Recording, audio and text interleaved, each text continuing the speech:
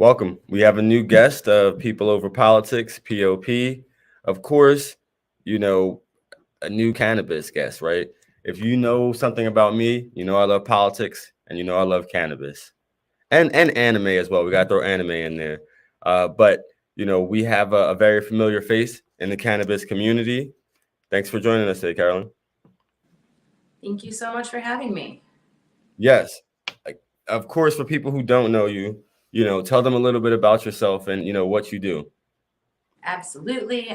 So I'm Caroline. I am the founder and executive producer of the National Cannabis Festival, which is an event that takes place annually in Washington, D.C.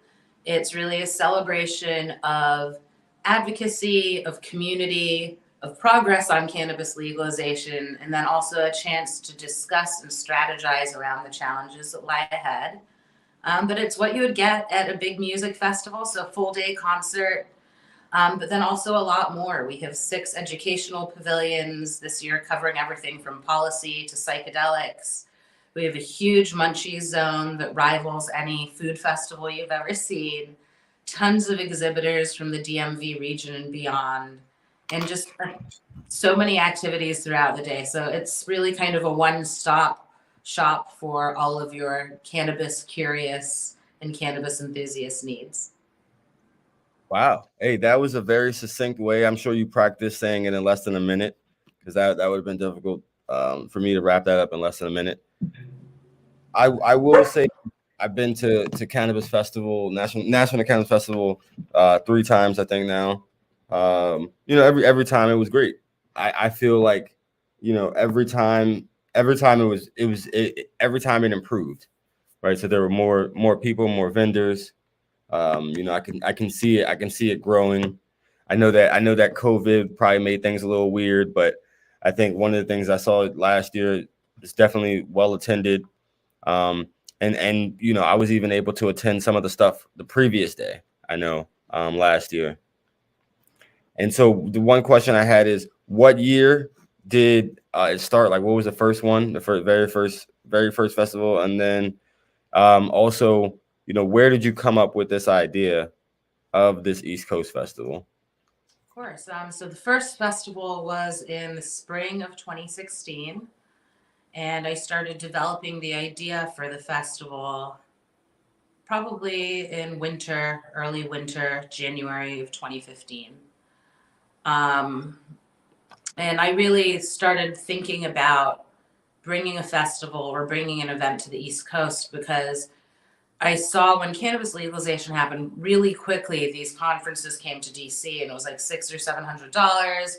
And they were telling you that they were going to tell you how to cash in on the green rush. And they were insisting that they were going to connect you with all these networks of people. And that sounded really great.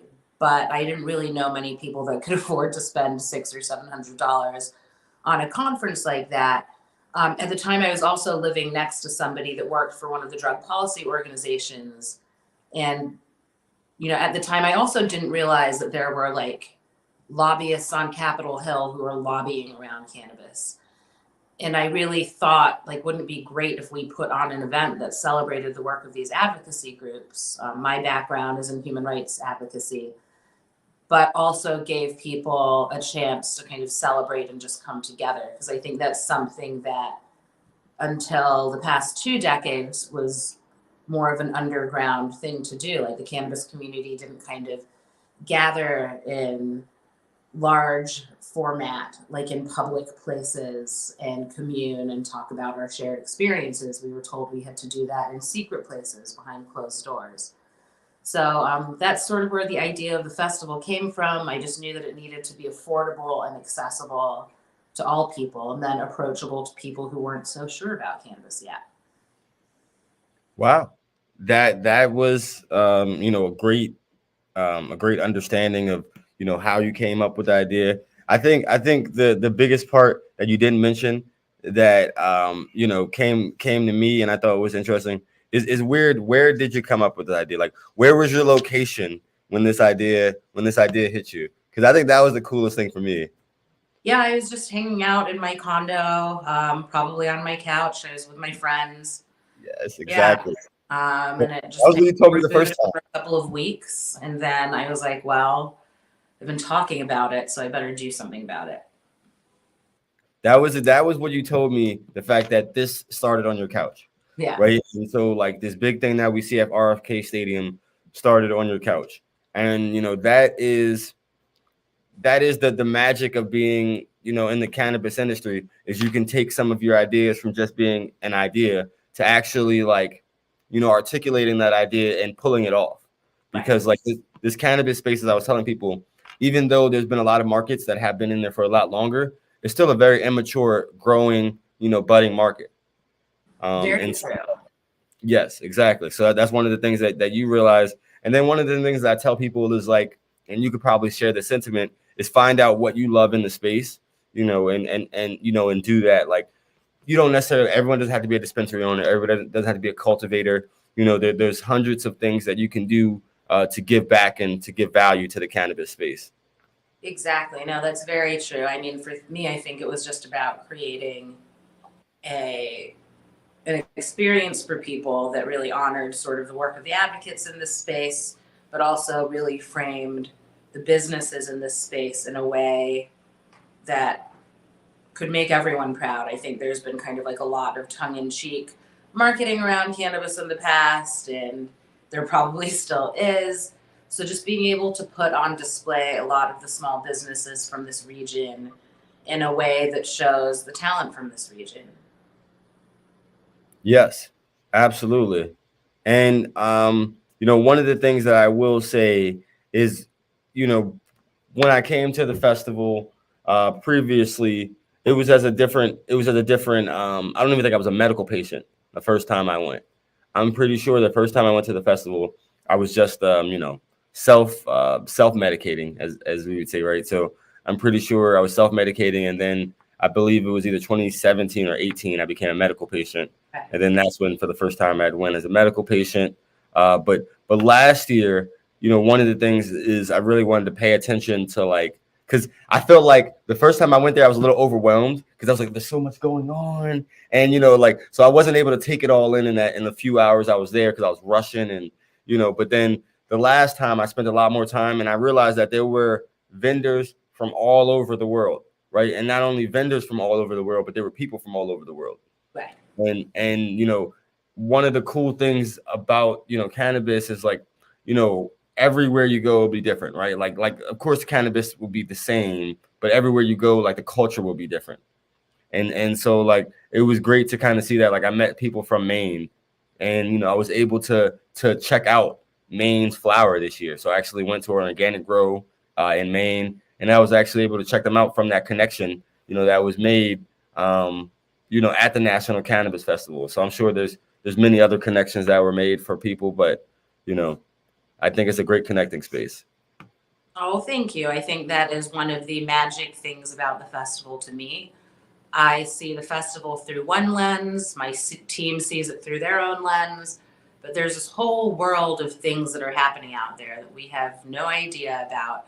And I think some of the favorite things that I hear about are people who met a new best friend, met a romantic partner, met a new business partner, became aware of an organization.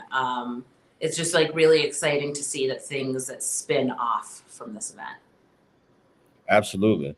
And I think one of the things that, was very cool to me was the fact that, like, I feel like each year I come back, you guys are trying to bring something different and bring something new that, wasn't there the previous year. Right. And so like I know a couple things I saw, and I think you had previous year, was like the grow classes. That was very cool.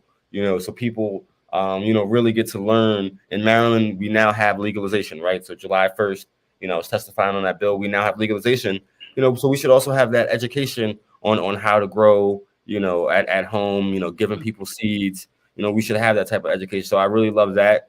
And then I love something else you mentioned, was the connection to the psychedelics, right? And so like a lot of times,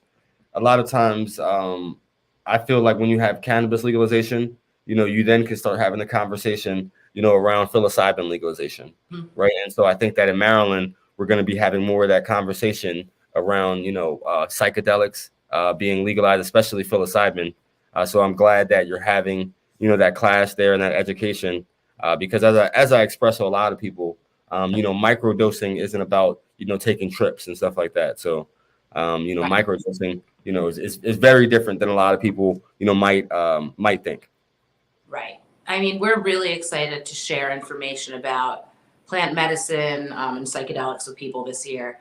We have 6 pavilions this year. There's wellness, policy, the culture pavilion, culinary pavilion, growers world. So we're taking the grow school and expanding that in an entire area at the festival that will have all of the seed and genetics folks and all of the lighting companies in the growers world stage, so you can learn about growing.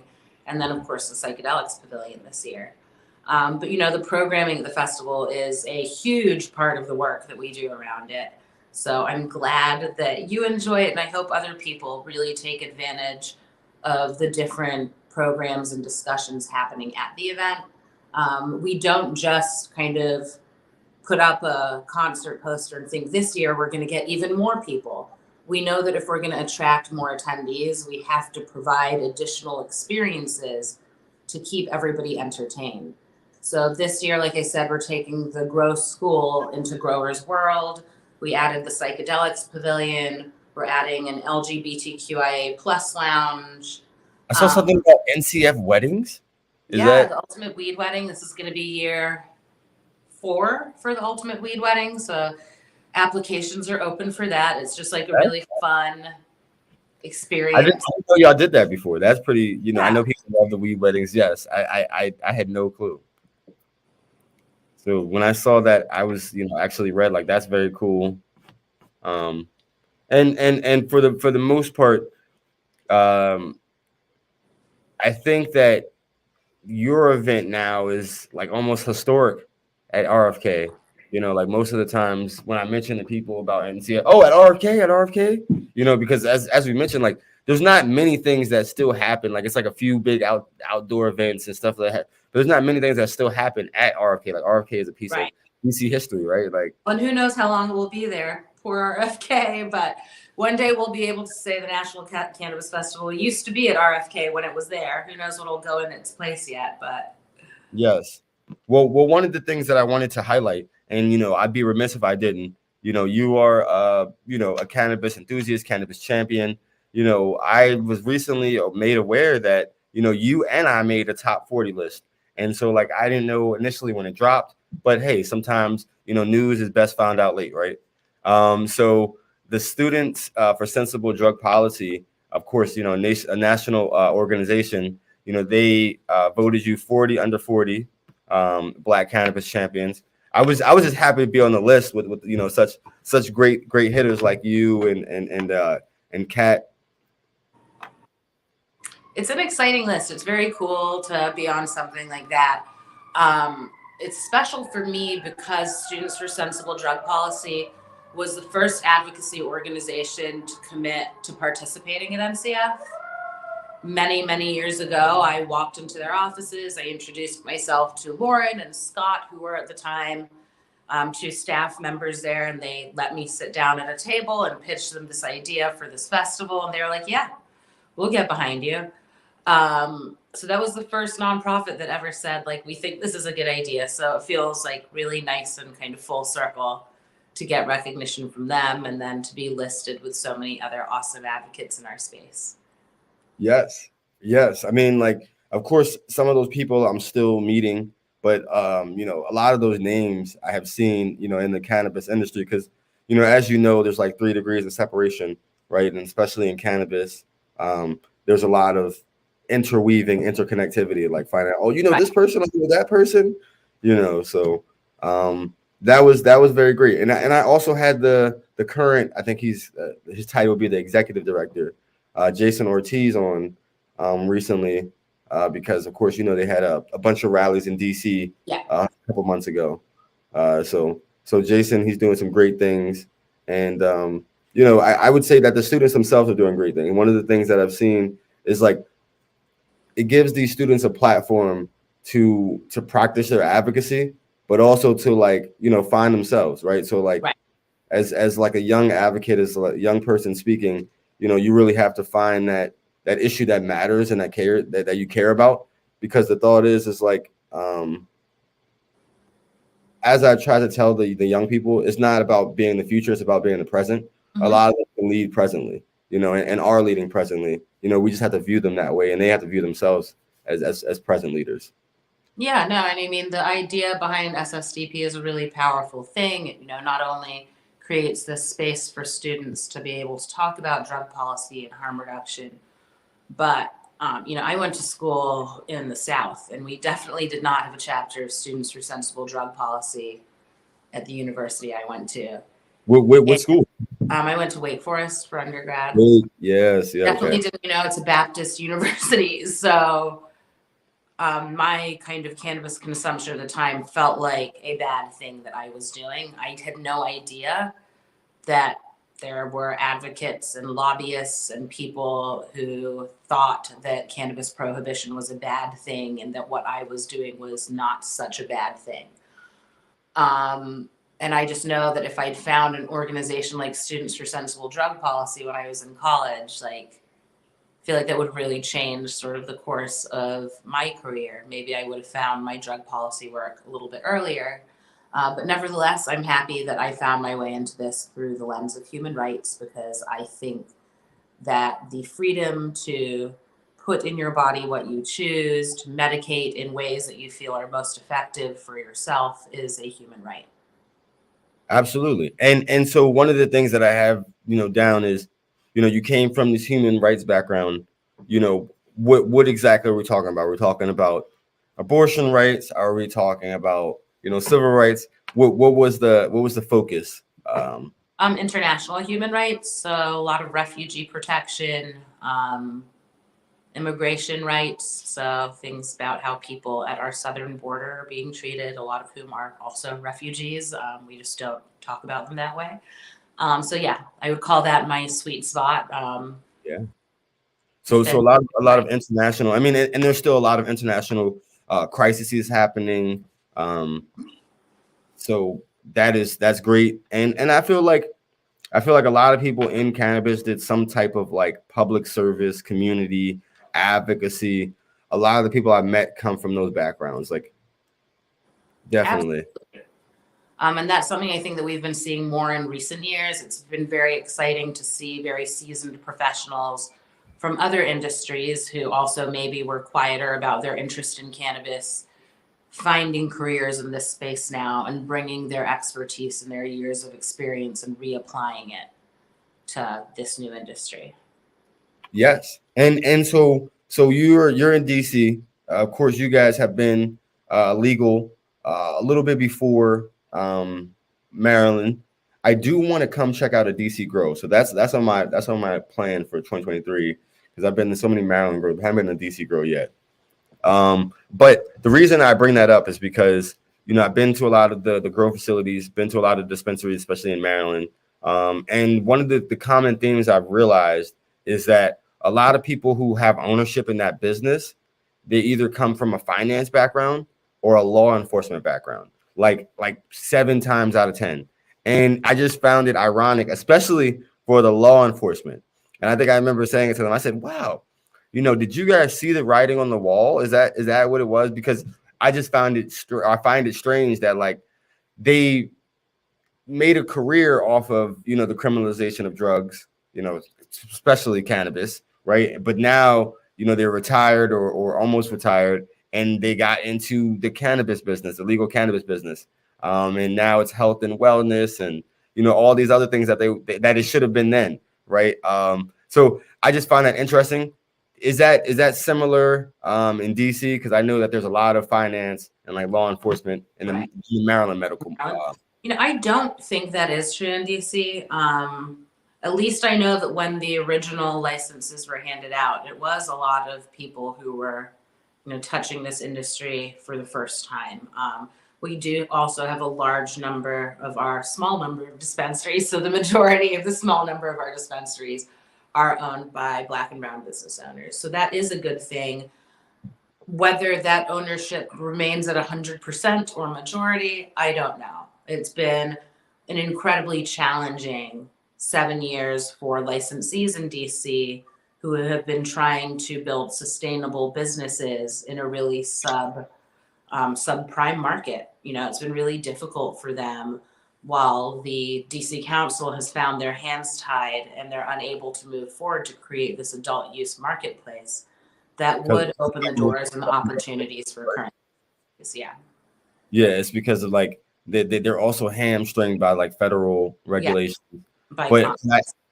but I know There's that on the horizon, there's some good legislation sitting out there that suggests I was that gonna say, yeah. we will be getting rid of the license cap in DC, or at least lifting it for the time being, and offering additional licenses to people who are currently in the unregulated space and would like to move over. So that, I think, is a good thing. I don't think we should have. And low cost conversions is Mhm. the conversion going to be low cost for them?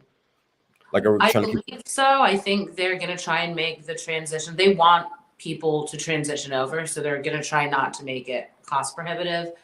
But you know, I think there's still a lot of questions out there. How's that going to work? Are we going to have enough product? Are there going to be enough kind of professional development, technical coaching, and mentorship that these folks will be able to sustain? And what happens to the people that aren't able to get licenses but have been running the unlicensed businesses here? Are we going to suddenly criminalize them? So, Yeah. you know, I think there are a lot of questions that are still out there. I think that, you know, what we really need here is what all other industries get, and that's a competitive marketplace. Yes. I think they should uncap the licenses, let the regulations that would ordinarily limit the number of dispensaries we can have handle that, which is things like how close can you be to a school? How close can you be to a treatment center? This is a dense city behind me, you know, like there are only so many places that you can open. So I think that already will limit the number of licenses that get handed out. And I think that's probably the only cap there needs to be. With that said, I also think that with more education, we can help some of our local communities understand why having a dispensary or a grow in their neighborhood would not be disruptive. So perhaps there could be some new consideration to the regulations that would limit the number of dispensaries that can open in certain places. Hey, that is some great information because you know, I'm always still trying to learn about DC. You know, it's one of our neighbors, but you know, kind of how their market's doing, how things are going. You know, the DC market was one of the first legal markets that I went to years ago. I'm sure like many other people crossed that line. And you know, hey, sometimes the medical patient, I still go to DC when I run out of my allotment in Maryland because DC is one of the states that have reciprocity for medical patients. One of the question I had for you was, how do you know how many medical dispensaries there are in DC? Right now there are 7. I believe an 8th license was handed out last year. I don't think that dispensary has an opening date yet. So right now we have technically 8 licenses out, but 7 operational. And I think that we have 8 or 9 cultivation centers with 6 or 7 of those operational. 8 or 9. Yeah. Cultivation centers. I know they handed out a new license last fall. I don't know if I think that was the 9th, maybe it was the 10th.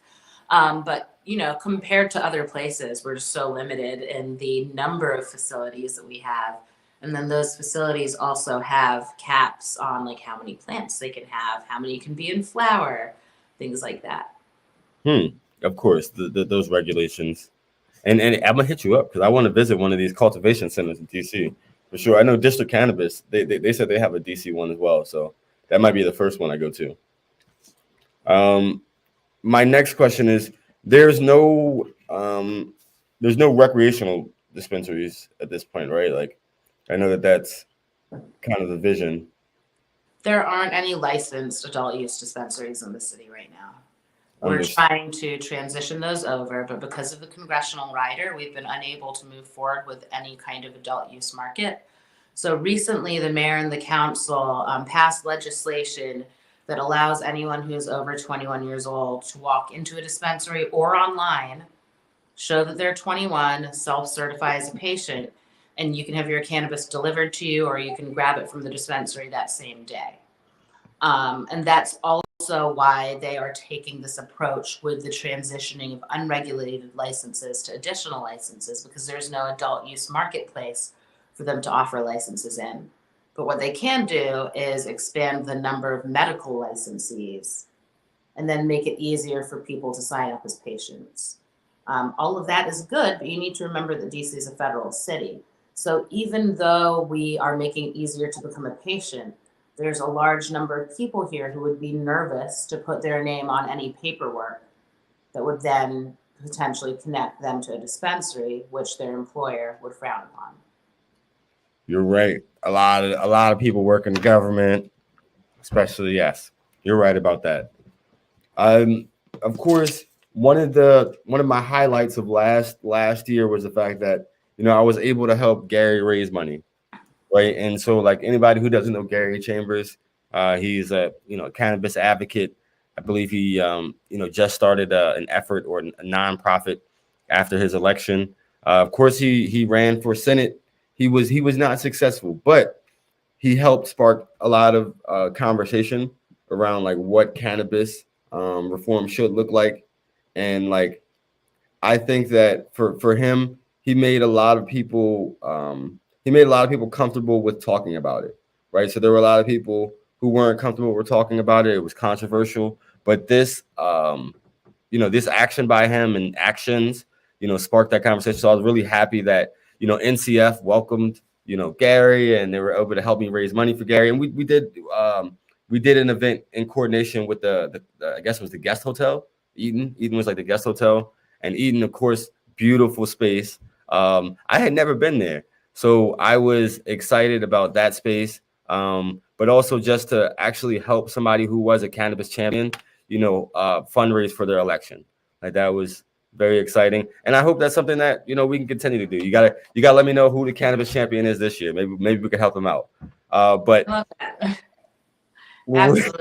Yeah, no, we love having policymakers and candidates come to the festival. It's just a really important part of the day that I think gives a lot of value to the experience for people, because they can say that they came, they had a great time, they heard some great music, and they also like participated in our democratic system by asking a candidate questions or listening to a candidate talk and thinking about how that changes or doesn't change their voting decisions.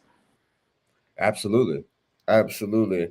And so I just wanted to, of course, thank you. And I know I try to stay connected with Gary. I'm sure, they're all very thankful. And it was just a good time. It was a very good time. I think he got to open for Wiz. So that was like something that he remembers. Like he got to speak before Wiz and welcome Wiz to NCF. So that was a historic moment for sure. It was really great having him on the main stage. We're really happy to give him our Changemaker Award last year. I hope he can come and hang out this year. That would be a lot of fun when he's a little less kind of running back and forth to every state every day. So it would be lovely to come back and be able to enjoy the festival day.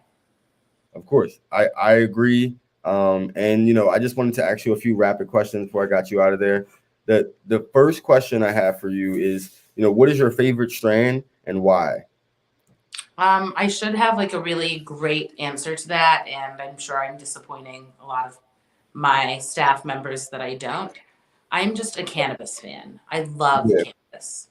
I can see you as a sativa, maybe a hybrid, No, I definitely do lean towards the indicas. I'm naturally very strong.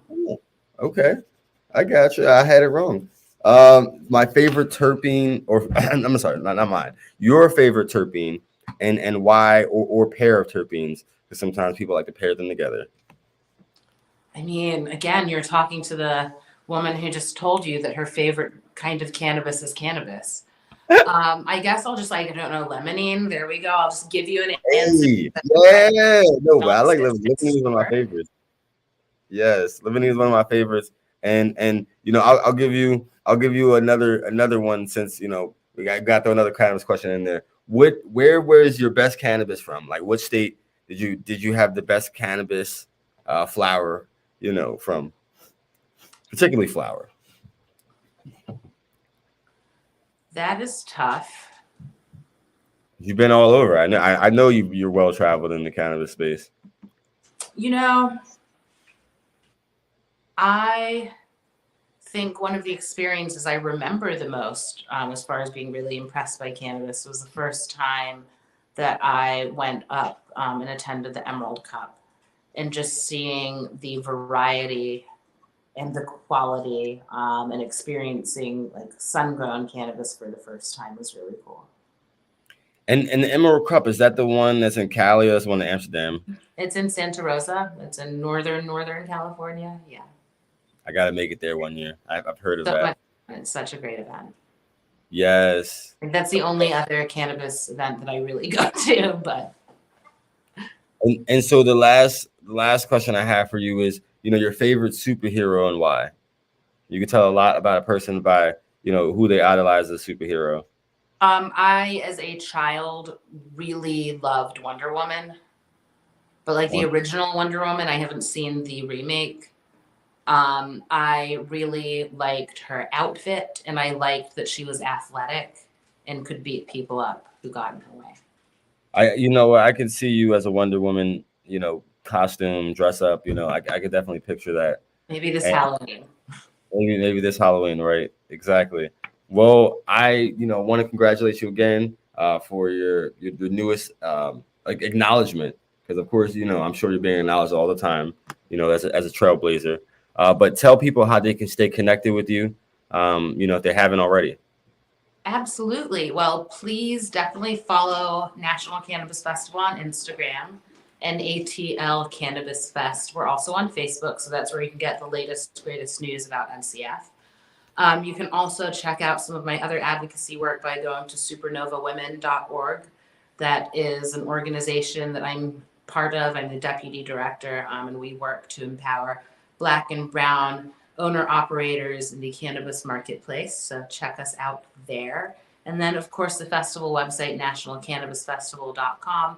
But if you really want to see me in action, come to the festival.